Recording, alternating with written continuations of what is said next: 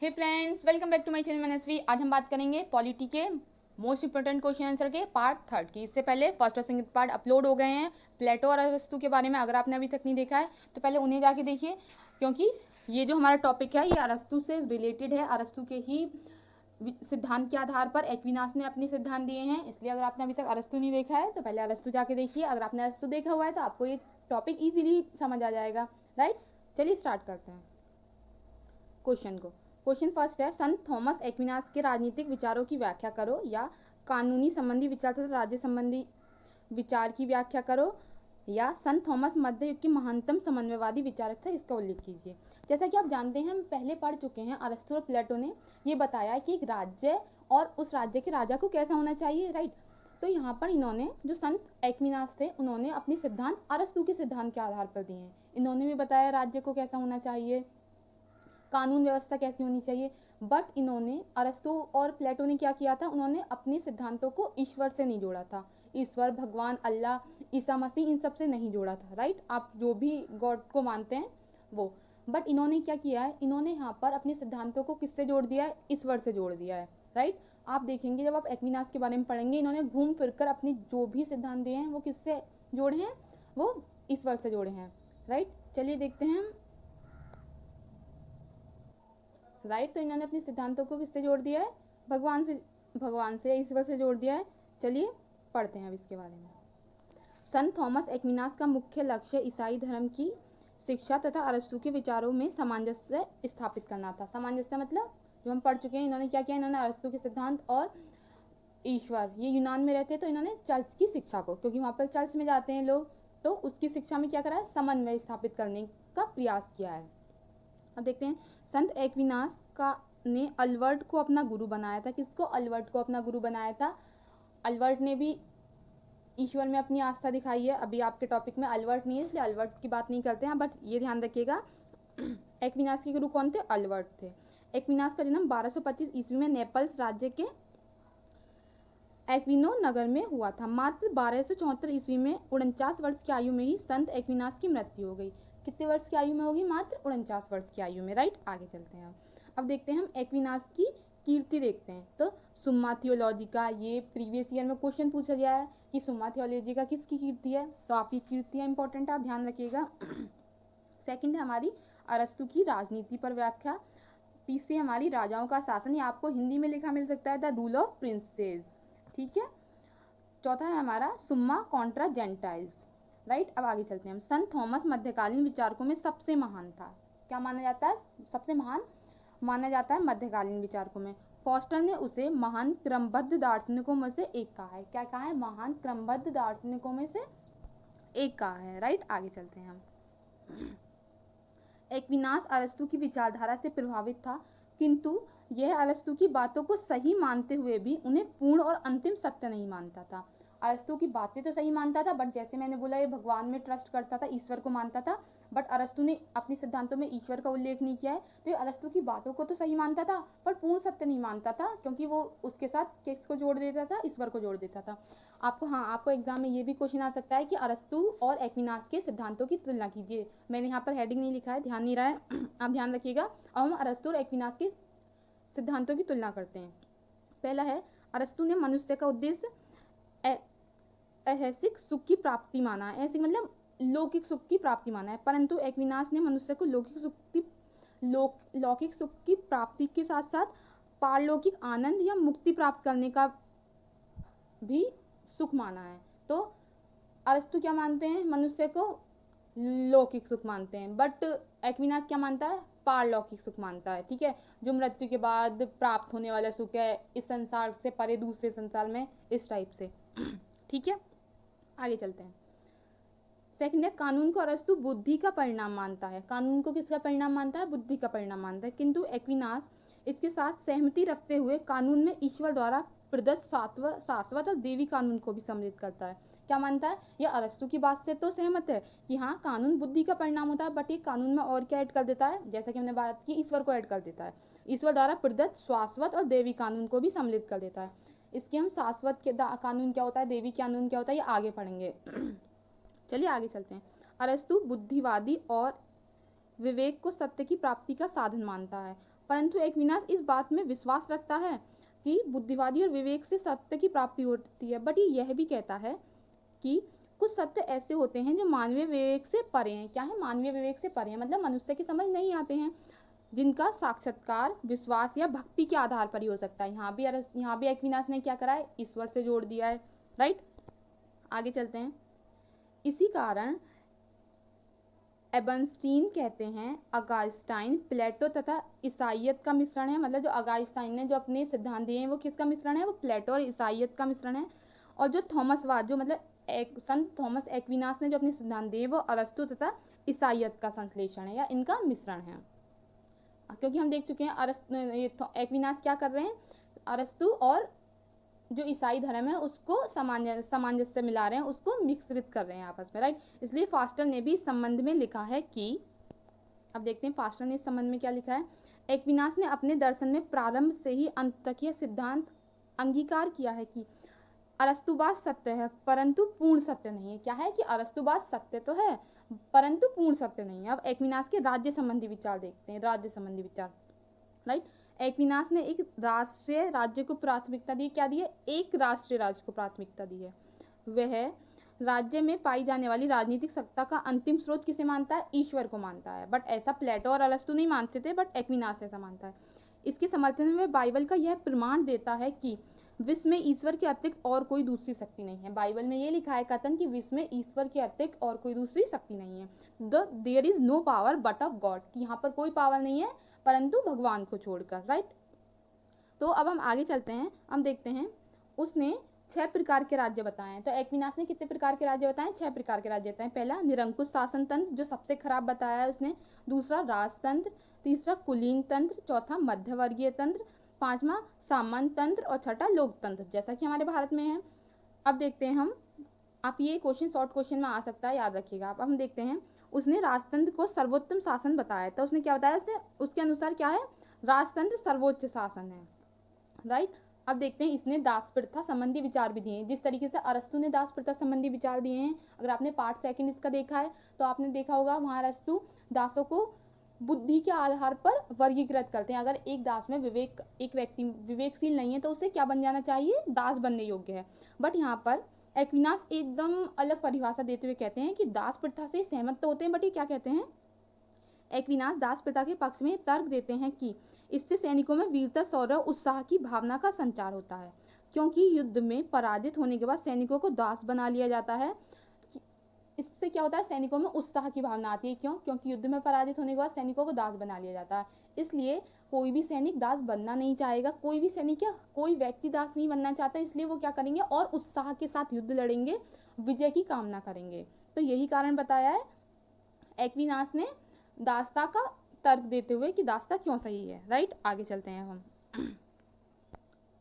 अब धर्म सत्ता और राजसत्ता संबंधी विचार। एक्विनास ने धर्म सत्ता और राजसत्ता संबंधी विचार भी दिए हैं। तो मैंने सिर्फ यहाँ पर एक डेफिनेशन लिखी है, वो इजीली आपको याद हो जाएगी, पूरा नहीं लिखा है, आप इससे ही समझ जाएंगे। एक्विनास एक जहाज की तुलना करते हुए अपने धर्म सत्ता और राजसत्ता के संबंध में विचार प्रस्तुत करते हैं। देखिए पहले हम पढ़ लेते हैं फिर समझेंगे। तो क्या बोलते हैं, आपको पढ़ते पढ़ते डेफिनेशन पढ़ते ही समझ में आ जाएगा कि राज्य रूपी जहाज पर राजा बढ़ई की भांति होता है। क्या होता है? राजा बढ़ई की भांति होता है, जिसका कार्य आवश्यक मरम्मत द्वारा जहाज को ठीक हालत में रखना है, राइट। किंतु चर्च का कार्य जहाज के चालक जैसा होता है। क्या होता है? जहाज के चालक जैसा होता है, जो उसे निश्चित स्थान की ओर ले जाता है। जिस प्रकार बढ़ई जहाज के चालक के अनुशासन में रहता है, उसी प्रकार राज्य और उसके शासक को चर्च के नियंत्रण में रहना चाहिए। किसने बोला है? एक्विनास ने बोला है। हम फिर यहाँ देखते हैं अंत में क्या बोल दिया है उसने, कि एक राज्य को उसने नाव से तुलना करी है।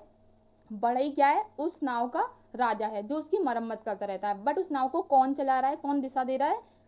चर्च के जो भी बड़े बड़े जो पॉप होते हैं, जैसे हिंदुओं में पंडित होते हैं, मुस्लिम्स में मौलाना होते हैं, ईसाइयों में पॉप होते हैं, ठीक है, फादर भी बोल देते हैं आप, तो उनके हाथ में होती है। अंत में हम यही बोलेंगे कि एक्विनास ने किसको जोड़ दिया है? लाके यहाँ भी भगवान को, ईश्वर को लाके जोड़ दिया है, राइट। आगे चलते हैं अब हम।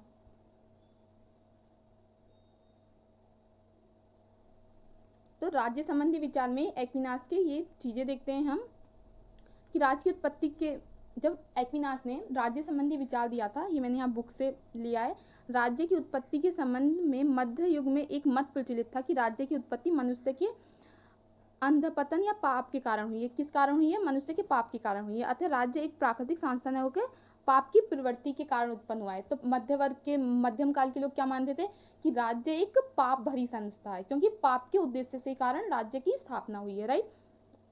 आवश्यक और बुराई तथा राज्य का मुख्य कार्य मनुष्य की पाप की प्रकृति पर नियंत्रण करना है। परंतु राज्य के संबंध में थॉमस एक्विनास इस विचार से बिल्कुल भिन्न थे। एक्विनास ने यूनानी दार्शनिकों के इस विचार को स्वीकार किया कि मानव स्वभाव ही सामाजिक और राजनीतिक प्राणी और राज्य के लिए आवश्यक नहीं है कि वह मनुष्य और बुराइयों पर रोक ही नहीं लगाता, वरन इसलिए आवश्यक है कि मनुष्य अपना पूर्ण विकास राज्य के बाहर नहीं कर सकते, राज्य वह अपना पूर्ण आत्म साक्षात्कार नहीं कर सकते। मतलब जो एक्विनास के समय जो विचारक थे, जो दार्शनिक थे, वो राज्य को क्या मानते थे? पाप से भरी एक संस्था मानते थे।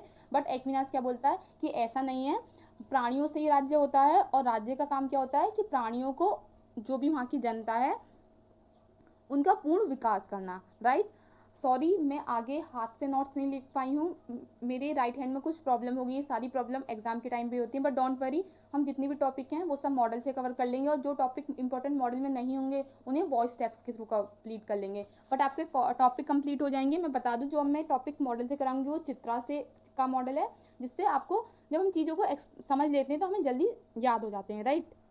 आगे चलते हैं। सॉरी, रिटन नोट्स नहीं बना पाई हूँ मैं, क्योंकि पहले से ही तैयार नहीं थे, मैं नहीं कर पाई थी। राइट। अब हाथ में थोड़ा प्रॉब्लम हो गई है, बट चलिए हम स्टार्ट करते हैं।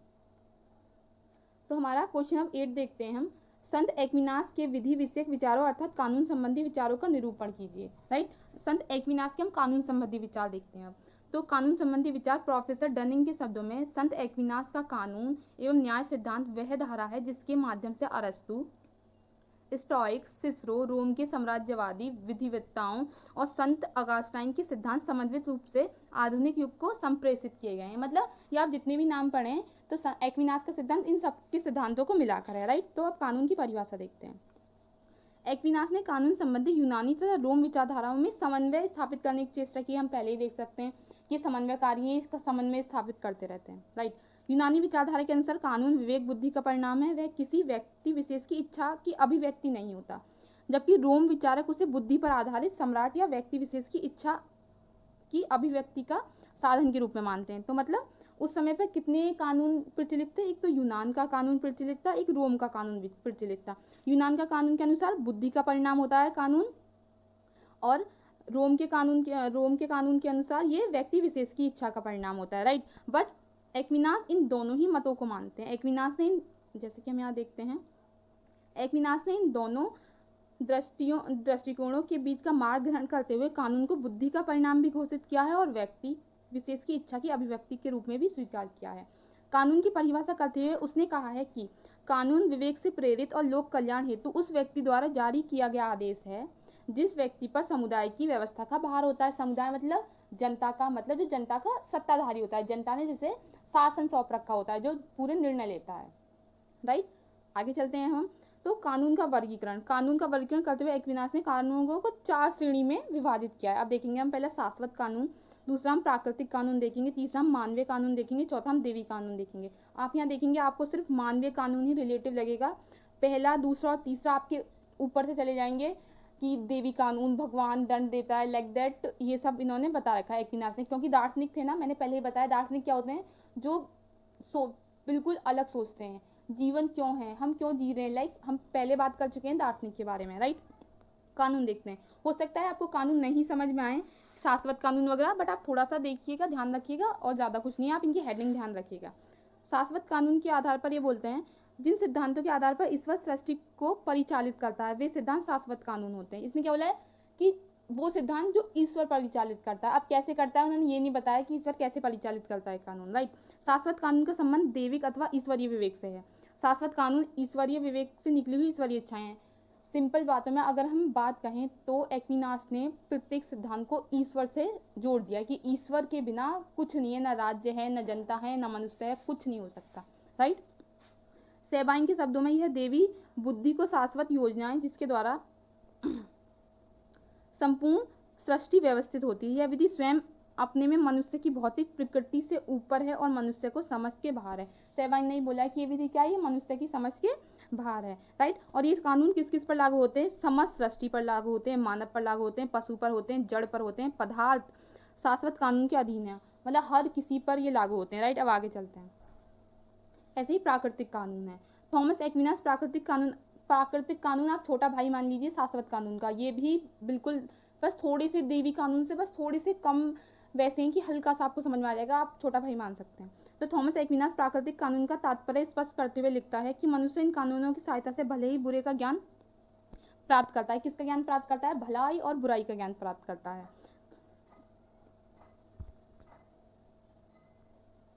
राइट। भलाई और बुराई का ज्ञान प्राप्त करता है, बस। तो भलाई की जाए, वेट करिए एक मिनट, हाँ, भलाई की जाए एवं भलाई का अनुसरण किया जाए और बुराई का परित्याग किया जाए। ये कानून क्या कहता है, भलाई किया जाए, भलाई का अनुसरण किया जाए और बुराई का परित्याग कर दिया जाए। अब अगर ये आप छोड़ भी दें तो यहाँ से ये अंतर यही है कि मनुष्य का बड़े सुंदर ढंग से अभिव्यक्तिकरण हुआ है। इसमें ये बोला गया है प्राकृतिक कानूनों में मनुष्य का बहुत सुंदर तरीके से अभिव्यक्तिकरण हुआ गया है, क्योंकि मनुष्य में विवेक होता है, जबकि पशु पक्षी अचेत होते हैं, इनसे कोई ऐसा ज़्यादा वो नहीं होता, राइट। आप पढ़ लीजिएगा, ज़्यादा कुछ नहीं है, ऐसे भगवान वगैरह के बारे में बताया हुआ है।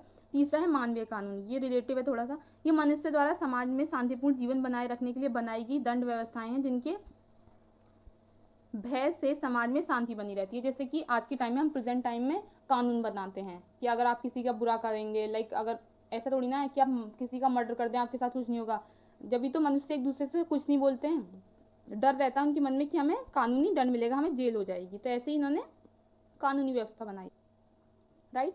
बस यहाँ पर यही दिया हुआ है कि यहाँ पर मानवीय कानून है, दंड है। अब यहाँ देवी कानून देखेंगे, देवी कानून भी शाश्वत कानून की तरह ही है, बिल्कुल सेम से हैं।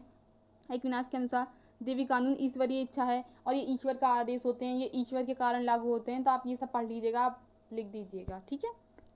आगे चलते हैं हम देखेंगे क्वेश्चन 9, मैकियावेली अपने युग का शिशु था, व्याख्या कीजिए। मैकियावेली ने भी सिद्धांत दिए हैं, राज्य का सिद्धांत। मैकियावेली ने, अब जब मैकियावेली के बारे में अभी हम पढ़ेंगे तो आप देखेंगे मैकियावेली ने राजनीतिक सिद्धांत से ज़्यादा इस बात पर फोकस किया है कि एक मनुष्य कैसा होता है। इसने मनुष्यों में बहुत बुराइयां बताई हैं कि मनुष्य लालची होता है, मनुष्य को कितना भी दे दो मनुष्य का लालच खत्म नहीं होता, मनुष्य ऐसा होता है, मनुष्य वैसा होता है। इसने मनुष्य की अच्छाइयाँ बोल सकते हैं कि मैकियावेली ने मनुष्य के सिर्फ एक पहलू को देखा है, वो भी है बुराई का पहलू, मनुष्य की अच्छाई के पहलू को नहीं देख रखा है, राइट।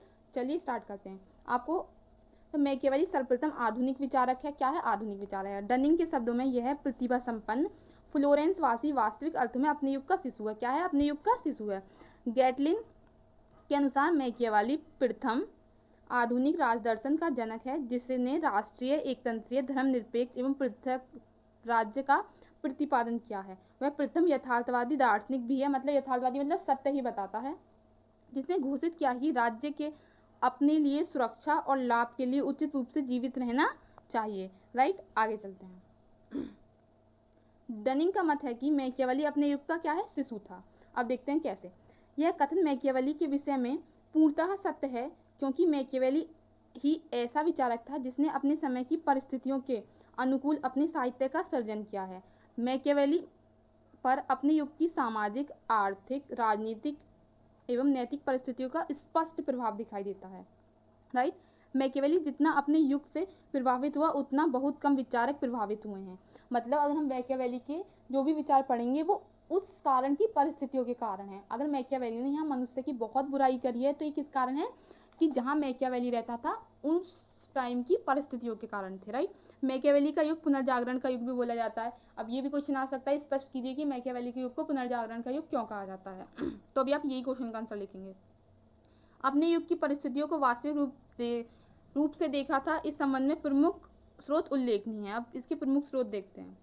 पहला है पुनर्जागरण का प्रभाव। जिस समय मैकियावेली अपने सिद्धांत दे रहा था उस समय वहाँ क्या हो रहा था, पुनर्जागरण हो रहा था। तो यूरोप में ज्ञान का पुनर्जागरण मैकियावेली की जन्मभूमि इटली के फ्लोरेंस नगर से प्रारंभ हुआ था।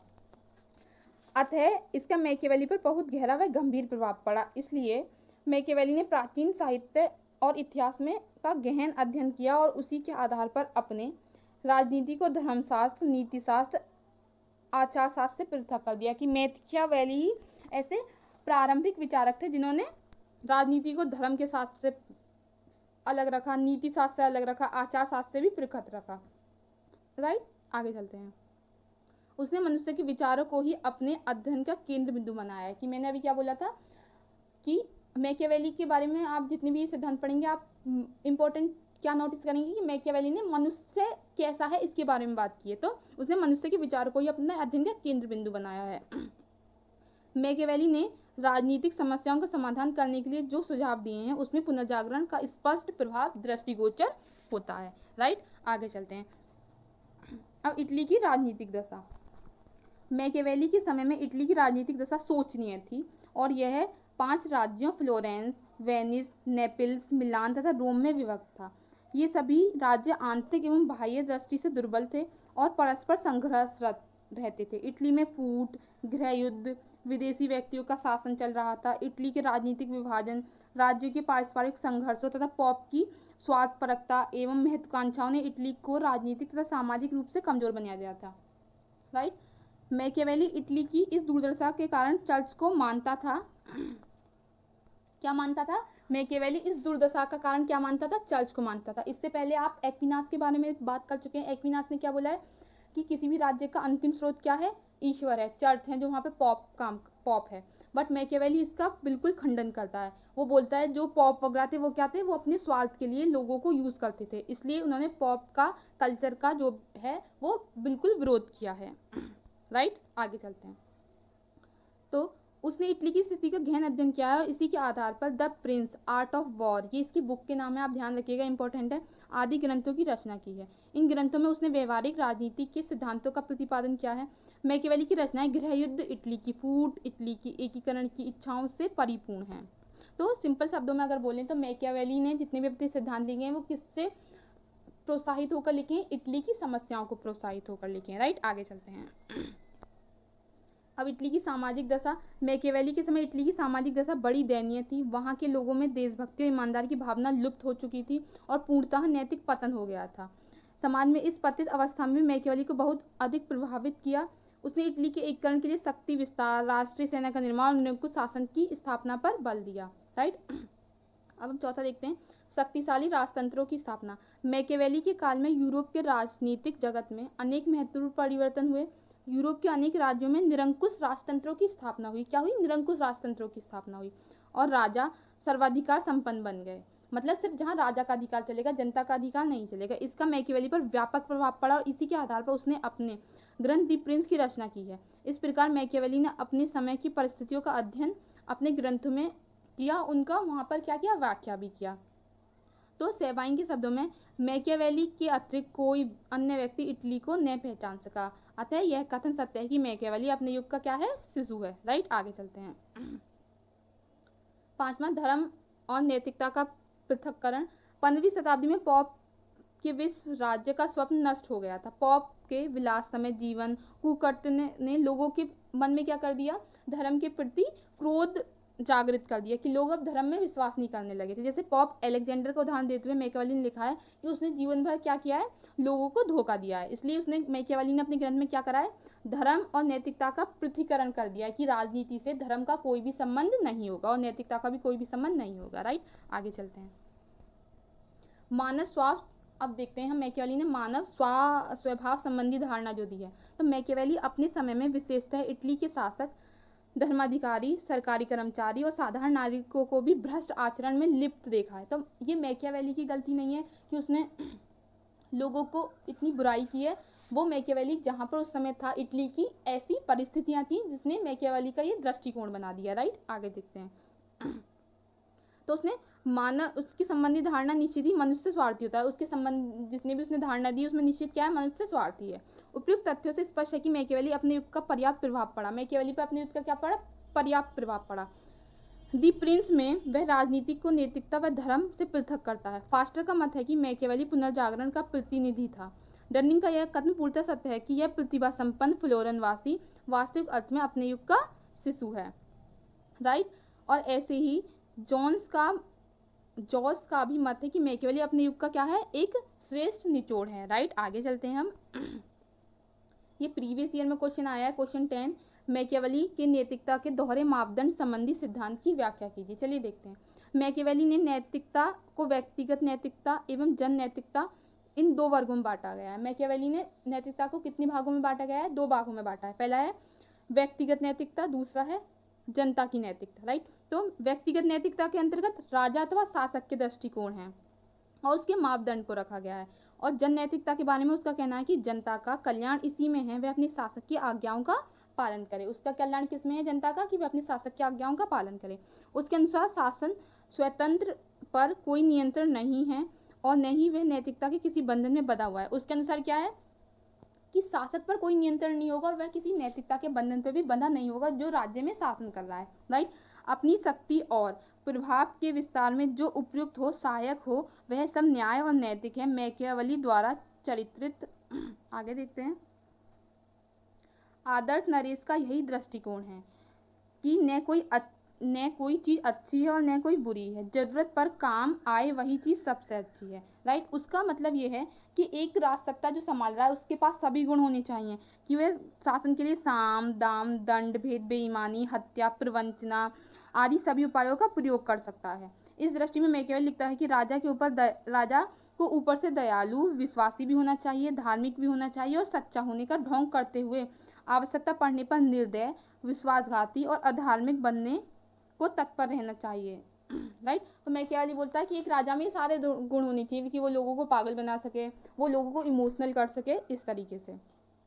वह धोखा और ढोंग राजा के लिए जरूरी समझता है और कहता है छल कपट को जानने के लिए राजा को लोमड़ी तथा भेड़िए को डराने के लिए शेर जैसा होना चाहिए। क्या होना चाहिए? शेर जैसा होना चाहिए एक राजा को, राइट। आगे चलते हैं। मैकियावेली ने नैतिकता मतलब आचार शास्त्र और राजनीतिक शास्त्र से बिल्कुल अलग कर दिया। उसने कहा है कि राजनीति का आचार या नैतिकता से कोई निश्चित संबंध नहीं है, जैसा कि हम पहला पढ़ चुके हैं। यही चीज़ यहाँ पर रिपीट करी गई है इस क्वेश्चन में। अब डनिंग के अनुसार मैकियावेली राजनीति में अनैतिक नहीं है बल्कि धर्म व नैतिकता से उदासीन है। धर्म के बारे में भी मैकियावेली का दृष्टिकोण नैतिकता की तरह ही है। वह धर्म के विरुद्ध नहीं है बल्कि वह धर्मविहीन है। जैसे कि हम देख सकते हैं कि जिस समय मैकियावेली इटली में रहता था उस समय क्या था, इटली की दशा बहुत ही ज़्यादा दयनीय थी और वो किस कारण थी?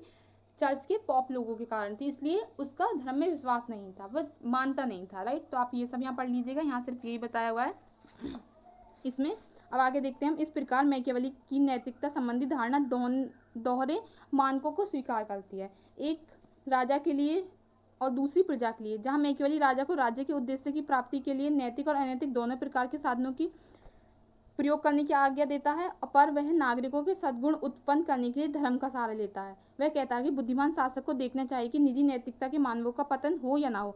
कहने का मतलब है जो एक राजा है उसमें दोनों प्रकार की होनी चाहिए, वो नैतिक भी होना चाहिए और अनैतिक भी होना चाहिए, राइट। बट जो प्रजा है उसकी वो क्या है, वो सिर्फ नैतिक होनी चाहिए और धर्म में विश्वास करने वाली होनी चाहिए, क्योंकि जो प्रजा धर्म में विश्वास करती है वो नियंत्रण करने में आसानी होती है उसे, राइट। इसलिए यहाँ पर इसको मैकियावेली का दोहरी नैतिकता का मानकों का सिद्धांत भी माना जाता है, राइट। आगे चलते हैं अब हम, राइट। हम नेक्स्ट क्वेश्चन देखते हैं। हम देखते हैं क्वेश्चन 11। अब ये भी मैकियावेली का ही है। व्यक्ति अपने पिता की मृत्यु को तो शीघ्र भूल जाता है किंतु पितृधन की हानि को नहीं भूलता। मैकियावेली की इस कथन की व्याख्या कीजिए। यह मैकियावेली के राजनीतिक विचार मध्य युग की समाप्ति एवं आधुनिक युग के आरंभ में प्रतीक होते हैं। यह मैकियावेली के राजनीतिक विचारों की व्याख्या कीजिए। क्या बोला है? मैकियावेली के राजनीतिक विचारों की व्याख्या का वर्णन इन्होंने हम मांगा है, राइट। आगे चलते हैं।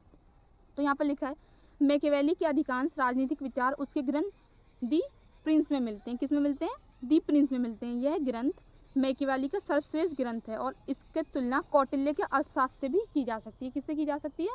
कौटिल्य के अर्थशास्त्र से, मतलब चाणक्य ने जो अपना अर्थशास्त्र लिखा है कौटिल्य के अर्थशास्त्र से, राइट। इस ग्रंथ से व्यवहारिक राजनीति के सिद्धांत पर वर्णन देखते हैं हम, राइट। तो अब है संक्षेप में है मानव स्वभाव की व्याख्या। आप देख सकते हैं पहले ही हमने बात कर ली मैकियावेली ने क्या बताया, मानव शास्त्र से दुष्ट होता है, स्वार्थी होता है, ये सब हम देख चुके हैं, तो हमें ये दोबारा देखने की ज़रूरत नहीं है क्योंकि ये दूसरा क्वेश्चन है तो बार बार चीज़ें रिपीट हो रही हैं, इसलिए मैं इन्हें नहीं बता रही हूँ, राइट। आगे चलते हैं। बट इन्होंने यहाँ बोला है कि मानव इतना स्वार्थी होता है कि सामान्य रूप से मनुष्य के विषय में ये कहा जा सकता है कि वह कृतज्ञ, धूलमूल, झूठे, कायर, वेट करिए एक मिनट, राइट। आगे देखते हैं। वह प्रत्येक कार्य दोबारा से समझते हैं। वह प्रत्येक कार्य किसी न किसी स्वार्थ से, अब क्या बोलता है कि मनुष्य क्या होते हैं, झूठे होते हैं। वह प्रत्येक कार्य किसी न किसी स्वार्थ से प्रेरित होकर ही करते हैं। मनुष्य का स्वभाव के संपत्ति के प्रति लगाव ही क्या है, मनुष्य का स्वभाव है। और इसी के ऊपर उन्होंने ये कथन लिखा है कि व्यक्ति अपने पिता की मृत्यु को तो शीघ्र भूल जाता है किंतु पितृधन की हानि को नहीं भूल पाता है। राइट, तो इन्होंने मनुष्य के संबंधी विचार के ऊपर ही अपना ये कथन दिया है। राइट, अब आगे चलते हैं। धर्म और नैतिकता संबंधी विचार, ये हम पहले भी पढ़ चुके हैं कि मैकियावेली ने धर्म और नैतिकता को राजनीति से अलग कर दिया था, तो ये हमें दोबारा पढ़ने की ज़रूरत नहीं है, आप बस एक बार देख लीजिएगा। राज्य संबंधी विचार भी हम देख चुके हैं कि एक राजा को कैसा होना चाहिए, उसमें सभी गुण होने चाहिए कि वह लोगों को, नैतिक और अनैतिक गुण भी होने चाहिए, दाम कुछ भी करना पड़े उसे, पर उसे कैसा होना चाहिए कि राजा को शेर जैसा होना चाहिए। ठीक है, शासन संबंधी विचार भी हम देख चुके हैं, जैसे यहाँ पर ये लिखा भी है कि राजा को शेर की तरह बहादुर लोमड़ी की तरह होना चाहिए। हम पहले ही बात कर चुके हैं, इसमें जितना भी है ये पहले ही है। थोड़ा बहुत क्वेश्चन का आंसर अलग कर देते हैं, बट आपको ऐसा नहीं कि आप वो भी रट रहे हैं इसको भी रट रहे हैं, आप सिर्फ वो ऊपर वाला याद कर लेंगे और आपने पहले ही क्वेश्चन पढ़े हैं, क्वेश्चन का आंसर पढ़ा है मैकियावेली का, तो आप वैसा ही लिख के आ जाइएगा एग्जाम में, एग्जामिनर पूरे नंबर देगा। राइट, आगे चलते हैं। अब उसके सरकार संबंधी विचार हैं, ये देखते हैं। सरकार संबंधी विचार, अरस्तु के समान मैकियावेली ने सरकार के वर्गीकरण किया है। जैसे शुद्ध रूप क्या है सरकार के वर्गीकरण का, राजतंत्र। इसका विकृत रूप क्या है, निरंकुश तंत्र। शुद्ध रूप क्या है, कुलीन तंत्र। विकृत रूप क्या है, वर्ग तंत्र तथा धनिक तंत्र। शुद्ध रूप क्या है, वैधानिक प्रजातंत्र। और विकृत रूप क्या है, लोकतंत्र। राइट, आगे चलते हैं। मैकियावेली पॉलीबियस तथा सिसरो के समान मिश्रित सरकार को ही सर्वश्रेष्ठ मानता है, परंतु अपने ग्रंथ दी प्रिंस में उसने राजतंत्र और डिकोर्सेस में गणतंत्र का समर्थन किया है। राइट, अब देखते हैं गणतंत्र की उसने क्या क्या विशेषताएं बताई हैं समर्थन में। और हम भारत भी एक गणतंत्र देश है, ध्यान रखिएगा। फर्स्ट, गणतंत्र में स्थायित्व अधिक होता है। सेकंड, गणतंत्र एक तंत्र से कम भ्रष्ट है। थर्ड, जनता का निर्णय ईश्वर का निर्णय होता है, अर्थात मैकियावेली के अनुसार जनता राजा से अधिक समझदार होती है। राइट, आगे चलते हैं। गणतंत्र के प्रति लोगों में अधिक श्रद्धा होती है। हमारा फिफ्थ है, राजनीतिक और वैधानिक संस्थाएं गणतंत्र राज्यों में अधिक सफल होती हैं। सिक्स है, संधियां और क्रियान्वयन के लिए गणतंत्र अधिक उपयोगी रहता है। हमारा सेवन है, गणतंत्र में सभी लोगों का शासन संचालन में भाग लेने का अवसर प्राप्त होता है। मैकियावेली ने गणतंत्र के निम्नलिखित दोषों का भी उल्लेख किया है। क्या किया है, पहला है, संकट काल में गणतंत्र सरकार की अपेक्षा जो राजतंत्रात्मक सरकार होती है वो अधिक सफल होती है गणतंत्र सरकार की अपेक्षा। गणतंत्र सरकार में क्या होता है कि जनता का शासन होता है, जैसे कि हमारे होता है कि हर 5 साल में हम अपने लिए सरकार चुनते हैं, बिल्कुल वैसा ही।